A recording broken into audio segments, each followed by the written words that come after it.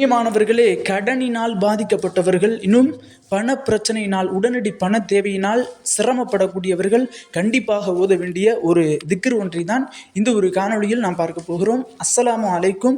கண்ணியமானவர்களே, இந்த ஒரு திக்ரானது எவர் ஒருவர் இந்த திக்ரை ஓதுறாரோ அவரினுடைய பீரோவில் பணம் நிரம்பி நிரம்பி வழியும் அப்படின்னு சொல்கிறாங்க. இன்னும் பொருளாதாரத்தில் அதிகமான பரக்கத்து ஏற்படும் அப்படின்னு சொல்கிறாங்க. அது மட்டும் இல்லாமல் இந்த திக்ரை யார் ஒருவர் சரியான முறையில் குறித்த நேரத்தில் ஓதுனாங்களோ அவர்களினுடைய கடன் அனைத்தும் நீக்கப்படும், அவர்களினுடைய உடனடி பண தேவை நிறைவேற்றப்படும் அப்படின்னு சொல்கிறாங்க. அப்படிப்பட்ட அந்த திக்ர் எந்த நேரத்தில் ஓதணும் என்ன அப்படின்னு கேட்டால், நம்ம இந்த ஒரு திக்ரை மகரிபுக்கு பின் அல்லது இஷாவுக்கு பின் தினம்தோறும் வளமையாக நம்ம செஞ்சு வந்தோம்னா அல்லாஹ் தஆலா நம்மளுடைய பொருளாதாரத்தில் பரக்கத்தை ஏற்படுத்திடுவான். அப்படிப்பட்ட அந்த திக்ர் என்ன அப்படின்னா, பிஸ்மில்லாஹிர் ரஹ்மானிர் ரஹீம். முதலாவதாக சுபஹான் அல்லாஹ் என்ற திக்ரை ஒரு 100 முறை ஓதுங்க.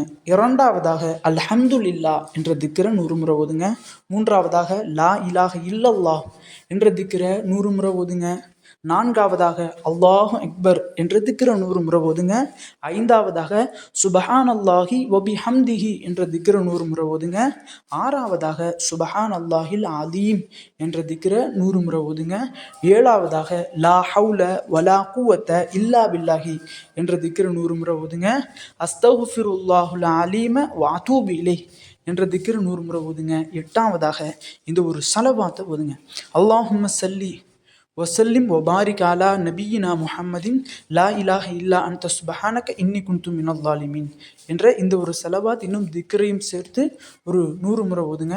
பிறகு எட்டாவதாக அல்லாஹும்ம முஸர்ரஃபுல் குலூபி சர்ரஃப் குலூபனா அலா தாஅத்திக என்ற இந்த ஒரு திக்ரை ஒரு 100 முறை ஓதுங்க.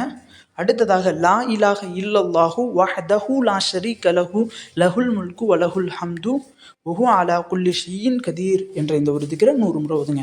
இப்படி இந்த அனைத்து திக்ருகளையுமே மக்ரிப் தொழுகைக்கு பின்பு அல்லது இஷா தொழுகைக்கு பின்பு நீங்கள் வளமையாக 100 முறை ஓதக்கூடியவர்களாக இருந்தீங்க அப்படின்னா 3 நாட்களில் உங்களுடைய குடும்பத்தில் இருக்கக்கூடிய, உங்களுடைய வீட்டில் இருக்கக்கூடிய கடன் பிரச்சனைகள் அனைத்தும் நீக்கப்படும்.